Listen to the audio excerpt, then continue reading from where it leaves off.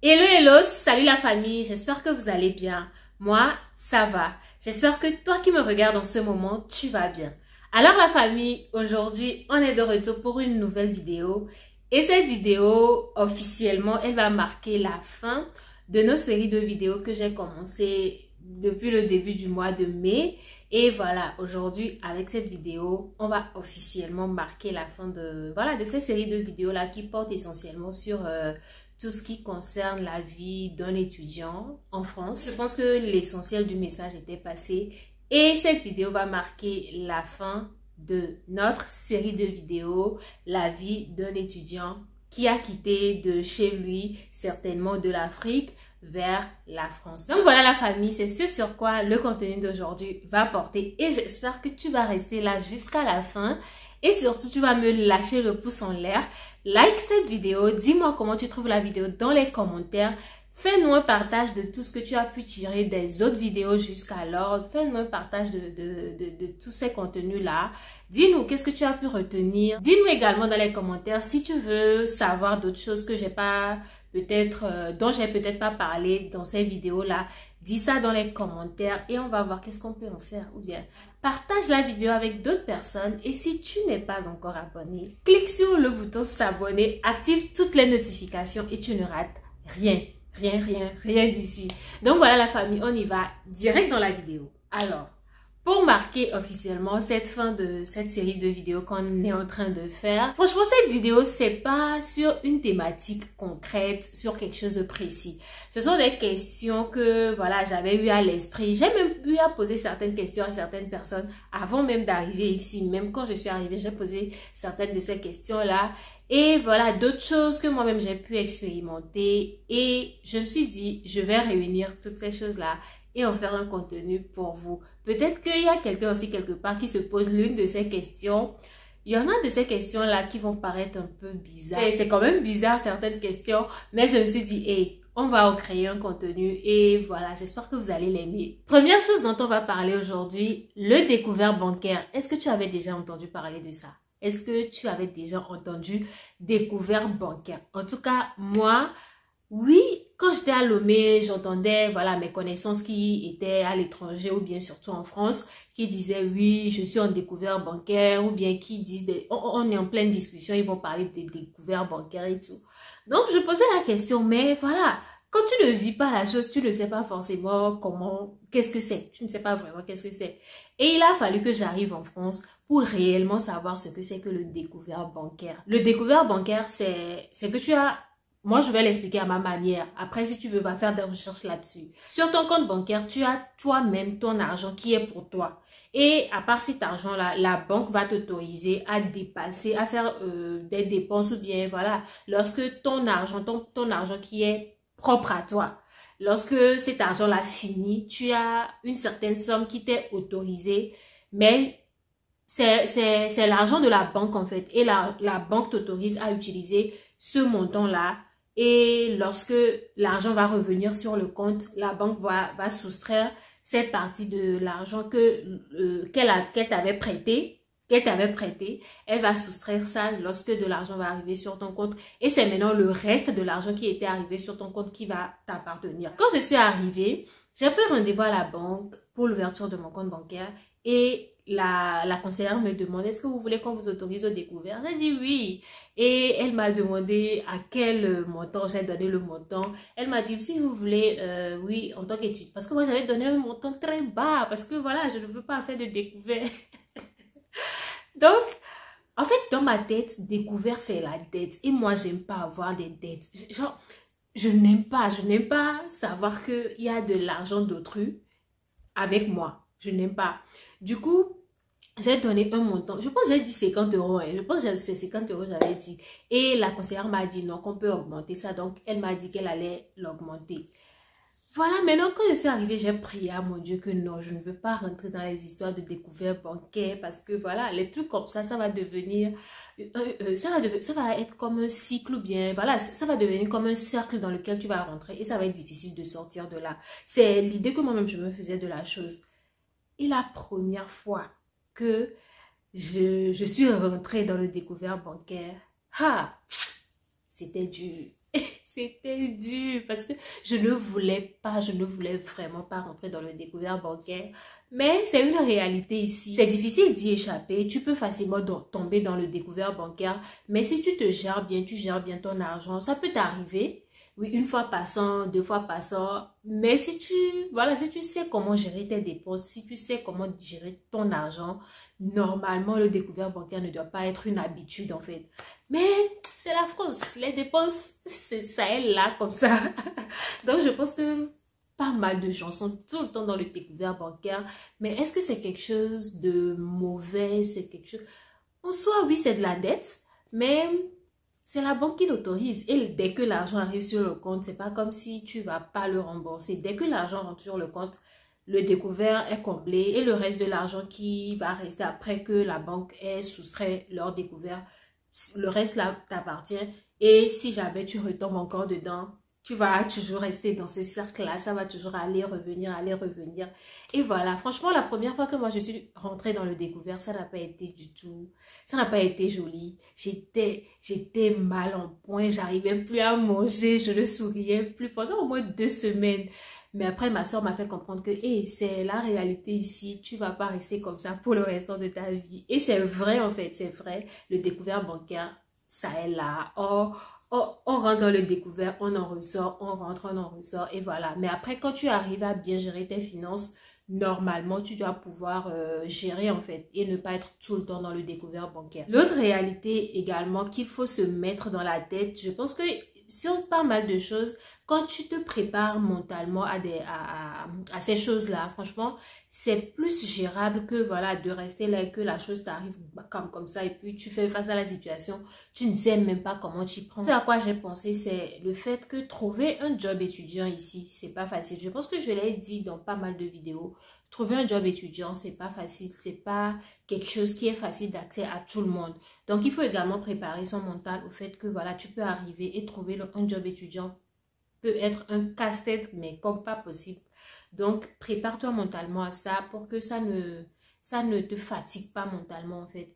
Et surtout côté finance, parce que oui, tu cherches un job étudiant, c'est pour pouvoir combler tes fins du mois, c'est pour pouvoir voilà, avoir de l'argent qui rentre à la fin du mois. Et si tu n'arrives pas à l'avoir tout de suite, faudrait pas que ça te casse en fait.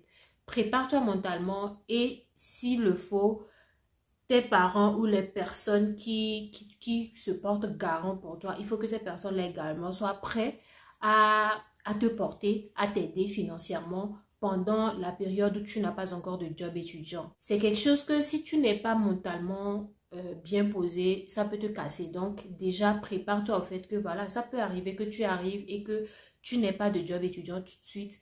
Et voilà, tu te prépares mieux, tu vas mieux vivre cette période-là si jamais tu fais face à cette situation-là. Que ça soit l'alternance, que ça soit job étudiant, que ça soit, voilà, tout ce qui est recherche d'emploi, tout ça, même recherche de logement, il faut vraiment être mentalement préparé. Troisième chose aujourd'hui, je pense que vous m'avez beaucoup entendu crier ici qu'il fait froid, qu'il fait vraiment froid, qu'il fait froid. J'ai beaucoup dit ça et vraiment, il fait froid. Il fait vraiment froid. Mais vous voyez la chaleur là, Zozo, la chaleur, il fait chaud en France. Vers la fin du printemps, et oui, vers la fin du printemps, donc on est en train de rentrer en été. Là, maintenant on est en été, tchalé, la chaleur, laisse tomber. C'est-à-dire qu'ils sont dans l'extrême de tout. Quand il veut faire froid, il fait froid et il fait bien froid. Et quand il veut faire chaud, be ready. Moi, Lucrèce qui ouvre ma fenêtre et je la laisse ouverte, tu ne me trouveras pas faire ça en hiver. Donc, sauf les moments où je dois préparer, je ne veux pas que l'odeur reste dans la chambre. Là, je peux ouvrir la fenêtre, mais à un moment donné, je ferme en fait. Mais maintenant là, ma fenêtre peut rester ouverte jusqu'à 23 h. Déjà même, c'est au-delà de 22 h que le soleil se couche totalement, qu'il fait noir. Au moins en printemps, début de printemps comme ça, oui, c'est vers 21 h, 21 h 30 que le soleil se couche. Mais maintenant, c'est au-delà de 22 h qu'il fait totalement noir. Donc, la fenêtre reste ouverte parce qu'il fait chaud. Et c'est étouffant. Je ne sais pas comment je vais l'expliquer. J'ai vécu la chaleur chez moi, mais la chaleur qu'il y a ici, ils sont dans l'extrême de tout en fait. Leur climat est vraiment autre chose. Quand il fait froid, il fait très froid. quand il veut faire chaud, il fait très chaud. Donc voilà, pour dire que même s'il fait intensément froid en hiver, il fait intensément chaud en été et fin printemps et été, il fait vraiment chaud. Donc si tu es une personne qui te dit que le froid là, est-ce que je vais pouvoir supporter? Tu vas supporter parce que d'autres ont supporté avant nous. Moi qui me dis j'ai trop froid, je suis frileuse et tout. J'ai pu vivre le froid là et aujourd'hui on est en chaleur, alors bientôt le froid va revenir. Mais voilà, il fait froid mais il fait chaud également. Donc si le froid veut être quelque chose qui veut t'agacer, tu repenses à 2 fois. Même moi j'ai repensé à 2 fois si je vais aller faire la demande de visa et venir vivre dans le froid. Mais bon, donc voilà, il fait froid et il fait bien chaud également. J'ai pensé à ça et je me suis dit voilà, je vais quand même venir vous le dire. J'ai dit qu'il faisait froid, mais sachez qu'il fait également très chaud. 4e chose, moi c'est en France que je suis venue et je sais ce qu'on appelle faire des échanges ou bien des conversations à travers des mails. Mail, email. Mais au début c'était frustrant, j'étais frustrée en fait. Je me lamentais, je me plaignais tout le temps près de ma soeur que mais c'est quoi cette histoire là? Tout le temps tu reçois des mails, parfois même c'est pas que tu as écrit à quelqu'un que la personne te répond, hein. Tu reçois tout le temps des mails. Au début, c'était très frustrant pour moi. Ça me fatiguait. Tu as tout le temps des notifications. C'était fatigant en fait. Et bon, maintenant, oui, c'est la réalité. Je me suis fait avec ça et j'ai compris que voilà, c'est ça la réalité en fait. Mais au début, c'était très frustrant. Moi, j'étais à Lomé. Les emails, c'est très rare que moi je reçoive des mails. Hein. C'était très rare. Même les SMS ici, tu vas envoyer des SMS. Tu vas tellement en recevoir également quand tu as des rendez-vous et qu'on doit te faire des rappels que voilà, nous vous rappelons que vous avez tel rendez-vous. Tout le temps, tu reçois des SMS par rapport à ces choses, des publicités, voilà, des promos. Tu reçois des SMS, des mails comme pas possible. Et aujourd'hui, ça fait même que je suis plus habituée aux échanges SMS que les échanges par message WhatsApp. Je ne sais pas si tu vois un peu le truc. Aujourd'hui, surtout avec les personnes qui sont ici, quand je veux échanger avec eux, il y en a avec qui j'échange sur WhatsApp, mais la plupart du temps, je fais des échanges SMS avec les gens que sur WhatsApp. Donc voilà, pour dire que ici, les habitudes également changent. Tu découvres de nouvelles choses, des choses qui n'étaient rien pour toi finalement. Ça va être des choses très importantes qui vont rentrer dans tes habitudes. Donc prépare-toi au fait que tu vas recevoir beaucoup de mails. Après toi, tu dois même les suivre pour que voilà, lorsque les mails importants arrivent, tu ne les rates pas, tu puisses répondre à temps, tu puisses faire les choses à temps. J'ai même envoyé des documents par SMS. Donc on va dire MMS. Moi j'étais à Lomé, je ne pouvais pas envoyer des MMS en messagerie. Mais ici, c'est faisable. Donc pour vous dire que ici, c'est toute une autre réalité en fait. Ça peut sembler banal, mais moi au début, ça m'a beaucoup frustrée. Ça m'a énormément frustrée. Et ce n'est que récemment que je vais dire que voilà, maintenant je suis habituée, je n'y peux rien. Moi-même, je dois même envoyer des mails, je dois envoyer des mails, je dois envoyer des trucs. Et je m'habitue maintenant. Donc voilà, les mails, il faut être prêt à ça. Les SMS, il faut être prêt à ça. 5. La 5e chose, c'est que tu vas beaucoup courir derrière les transports. Tu vas courir. Après tes pieds, sois prêt, sois ready. Non seulement tu vas beaucoup marcher parce que ici, il n'y a pas à faire des émissions, il n'y a pas à faire de taxi que tu vas arrêter sur la route et que tu vas prendre aisément et tout, non. C'est les transports. Déjà, pour partir de chez toi vers l'arrêt de bus, tu vas marcher.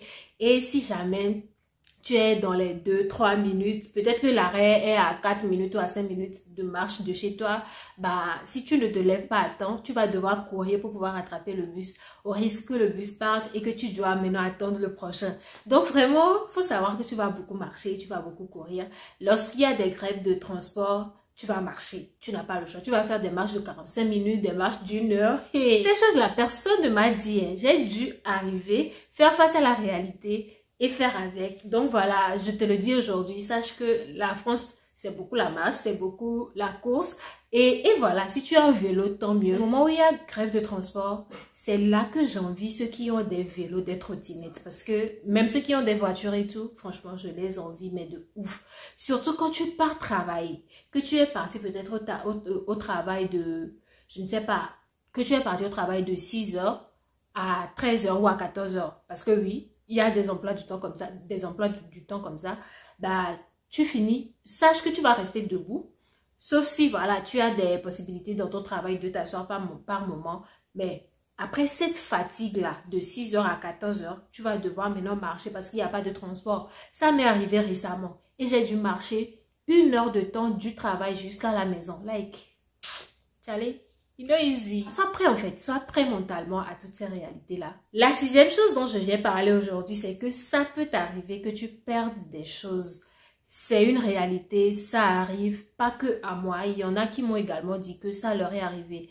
Dans mon cas, quand je suis arrivée, dès ma sortie de l'aéroport de Lyon Saint-Exupéry, j'ai perdu l'un de mes téléphones. Je me suis même pas rendu compte de ça tout de suite. Je suis rentrée, voilà, la personne qui est venue, normalement la personne qui devrait venir me chercher a un véhicule, mais sauf que, voilà, finalement, elle a eu un empêchement, donc cette personne-là n'a pas pu venir. C'est sa soeur qui est venue me chercher et on devrait prendre les transports. Quand on est sorti de l'aéroport, d'abord on prend Rhône Express pour arriver dans la ville et après on doit prendre, je pense qu'on a pris métro, on a pris bus, des trucs comme ça. Et au moment où on devrait prendre le bus, on était en train de voir le bus arriver de loin et on doit traverser la route avant que le bus n'arrive. Sinon, le bus part en fait. Tant que tu n'es pas à l'arrêt, bah, le bus ne va pas t'attendre. Donc, elle me dit, Lucrèce court. Et on tirait 3 valises avec mon sac à main. Je pense que c'est elle qui avait pris 2 valises et moi j'avais pris une. Donc, on devrait courir. J'ai pris la valise du milieu, elle a pris la grande et le trolley. Et j'ai mis mon sac à main sur la valise, sur le bras de la valise et je tirais. Je pense que c'était quelque chose comme ça. Et dans la course là, en train de tirer, puisque j'avais mis mon ordinateur portable dans le sac à main, du coup, la fermeture du sac à main n'arrivait plus à se fermer parce que le PC a dépassé le niveau de la fermeture. Donc, quand on courait, moi, je ne me suis pas rendu compte tout de suite, mais c'est après que je faisais le feedback des choses que je me suis dit, ça doit être en ce moment-là. Donc, on courait, c'était pas une route lisse, c'était un peu... Donc, nos affaires faisaient un peu du bruit, les valises faisaient du bruit sur la route. Donc, je pense que c'était en ce moment-là que j'ai perdu ce téléphone-là. Et c'était dans ce téléphone-là que j'ai mes 2 cartes SIM, ma carte SIM togolaise et mon MTN du Ghana, mon numéro du Ghana. Donc, voilà, j'ai perdu mon téléphone comme ça, je ne me suis pas rendu compte tout de suite. On est rentré chez elle, on a mangé, on a passé du temps. Et c'est le soir... Voilà, je ne sais plus, je pense que je voulais charger le téléphone, je l'ai cherché en vain, j'ai fouillé dans tous mes bagages, j'ai pas retrouvé le téléphone et voilà, j'ai perdu mon téléphone comme ça. Donc voilà, dis-toi que ça peut arriver que tu perdes quelque chose ou même des choses le lendemain ou bien, oui, c'était le lendemain. Donc le lendemain, je devrais quitter de Lyon vers ma ville d'études et venir m'installer. Et au moment où on devrait aller à la gare, on est passé par le centre commercial de Pardieu pour acheter ma carte SIM. Donc, au moment de l'achat, on devrait sortir... vous voyez les nouveaux téléphones qu'on fait là, c'est sur une languette façon là qu'on met la carte SIM avant de l'introduire dans le téléphone. Donc, la languette, la fille, elle m'a dit que je reste auprès des valises, des bagages à la gare. Donc, elle va aller faire l'achat de la carte SIM. Puisque moi, je n'ai même pas encore de compte bancaire. De toute façon, c'est elle qui allait faire toutes ces opérations-là. Donc, au lieu de faire le tour dans le centre commercial avec les bagages et tout, moi, j'allais rester avec les bagages. Et elle va juste acheter la carte SIM et venir me rejoindre. On prend le train et on arrive ici. Donc, voilà, elle avait la languette et moi, le téléphone. Et elle est revenue, on ne sait pas comment ça s'est passé, comment ça ne s'est pas passé. Puisque c'était dans la précipitation, le train allait partir bientôt, tout ça. Et elle est arrivée, on commence par chercher la languette, on la retrouve pas. Elle avait la carte SIM en main, j'ai le téléphone, mais on peut pas introduire la carte SIM dans le téléphone parce que la languette, elle est perdue. Et franchement, j'avais fait une vidéo comme ça où j'ai dit que tout ne s'est pas passé à mon arrivée comme je l'aurais voulu. C'était des situations vraiment pas possibles. Du coup, quand on a finalement pris le train, on est arrivé ici dans la ville. Voilà, j'avais pas de connexion parce que j'ai pas de carte SIM pour avoir la connexion. J'avais pas accès à mes mes voisins pour leur demander si quelqu'un pouvait me passer son code Wi-Fi. J'ai toqué à des portes, personne ne répondait parce que c'est aussi ça la France. Tu habites dans un appartement, tu ne connais pas tes voisins. J'avais pas accès à de la connexion et je ne pouvais pas rester là comme ça sans pouvoir communiquer avec qui que ce soit. C'est-à-dire, je ne peux même pas faire d'appel direct, je ne peux même pas me connecter et c'était juste pas possible. On a déposé les bagages là-bas. J'ai juste pris un petit truc dans mon trolley et on est retourné sur Lyon. C'est le lendemain. Maintenant, on est parti à quoi? Je ne sais même plus comment on appelle l'endroit là. Guillotière ou quoi? C'est un endroit dans Lyon là-bas où on vend tout. C'est quand je suis arrivée là-bas que j'ai vu qu'il y a toutes les nationalités à Lyon là-bas. Donc, on a fait le tour, on est passé dans des magasins où on vend des téléphones pour savoir si on peut trouver uniquement la languette. Et on s'est promené. On a marché, on a tellement marché. Et finalement, c'est lorsqu'on voulait prendre la tram pour partir à la gare, pour que voilà, je rentre. Au moins, je ne sais même plus qu'est-ce qu'on se disait. Voilà, il y avait un autre téléphone qu'elle se disait qu'elle allait me passer en attendant qu'on puisse trouver une solution à la situation. Au moment où on était à l'arrêt du tram pour partir, c'est là on voit une boutique au loin. On s'est dit, bon, même si on a fait le tour un peu partout, on nous a dit que voilà, toutes ces boutiques-là disaient qu'ils n'avaient pas cette languette-là. On va quand même aller dans cette boutique. Ça va être notre dernier recours en fait. Et on y est allé. Heureusement, on a pu trouver la languette, on a mis la carte SIM et voilà, situation résolue. Et j'ai finalement pu rentrer ici dans ma ville. Franchement, il faut se préparer à des situations inattendues. Des choses peuvent arriver. Il y a une amie à la fille qui est venue me récupérer à l'aéroport qui a aussi dit que voilà, lorsqu'elle est arrivée, elle avait perdu 100 €. Imagine que voilà, le peu d'argent qu'on t'a donné pour arriver ici, pour les premiers dépenses et tout, tu perds 100 € dessus. Like... tellement l'argent, même ça part vite ici, les dépenses il y a tellement de dépenses à faire, surtout dans les débuts, ben, perdre de l'argent comme ça. Et ça peut même arriver que tout l'argent que tu as sur toi, tu perdes tout ton argent. C'est pourquoi quand tu veux voyager, il ne faut pas mettre tout ton argent dans un seul endroit. Il faut dispatcher l'argent dans tes sacs ou voilà. En tout cas, il faut utiliser tes stratégies. Il y en a qui mettent même dans leurs chaussures. Donc voilà, ça c'est des situations qui peuvent arriver et voilà, les choses ne se passent pas toujours comme on le planifie. Il y a toujours des imprévus, mais il faut se préparer mentalement à tous ces imprévus-là. Des choses peuvent arriver, des choses même pires que de perdre un téléphone, de perdre une languette de téléphone, de perdre de l'argent. Des choses pires même peuvent arriver, mais il faut se préparer mentalement. Et lorsque ces situations arrivent, il faut rester calme. Je priais juste qu'on puisse trouver une solution parce que pour moi, à chaque problème, il y a une solution. Et finalement, on l'a pu trouver. Et je suis arrivée chez moi tranquillement. Et la vie a continué. Le prochain point que je vais toucher, vous voyez le parler qu'on parle là. Le choix des mots. En France, il faut savoir choisir les mots que tu utilises lorsque tu veux former des phrases, lorsque tu veux parler. Pas uniquement en France. Normalement, c'est quelque chose qui doit être normal partout. Mais moi, en tout cas, j'ai remarqué qu'il y a cette différence-là. Chez nous, les gens parlent comme ils veulent parler. Les gens parlent seulement ce qu'ils ont vu, ce qu'ils n'ont pas vu, ce qu'ils ont entendu, ce qu'ils n'ont pas entendu. Ils disent, ils parlent, ils disent des choses. Alors que ici, là, tu fais attention au choix de tes mots. S'il y a d'autres personnes qui comprennent ce dont je veux parler, mettez des choses dans les commentaires pour faire comprendre à ceux qui ne sont pas encore dans la réalité ce que j'essaie de dire en fait. Ici, le choix des mots, c'est très, très, très important. Ce que toi-même, tu vas prononcer comme mot, ce que toi-même, tu auras dit, ça peut se retourner contre toi. Donc, il faut vraiment, vraiment faire attention aux mots que tu choisis pour former tes phrases. Le choix des mots, c'est hyper important. Il ne faut pas parler juste pour parler. Il faut parler pour dire des choses concrètes et savoir choisir ses mots. Le 8e point, je vais réunir 3 choses là-dedans. Parce que je me rappelle avoir déjà posé la question à une personne. Si Fernanda regarde cette vidéo, elle va se rappeler quand elle était venue à Lomé, je lui ai posé la question. Est-ce que... Et il ne faut pas rire. Je lui ai posé la question. Est-ce que les mouches existent en France? Je ne sais pas pourquoi je lui ai posé cette question. Je pense que c'est quelque chose que j'ai toujours eu en tête. Parce que voilà, comment on parle de l'Occident, tu as comme l'impression que tout est rosy. Il n'y a pas de mouches, il n'y a pas de moustiques, il n'y a pas de poussière, you know. Et les mouches existent. De grosses mouches même. Les mouches existent. Les moustiques, ça existe. Les moustiques, c'est surtout dans cette période de chaleur que moi je remarque qu'il y a des moustiques. En hiver, non, j'ai pas fait le constat, mais là, maintenant, là, les mouches, les moustiques, la poussière, il y a beaucoup de poussière ici, sauf que leur poussière est différente à la poussière que moi j'ai chez moi.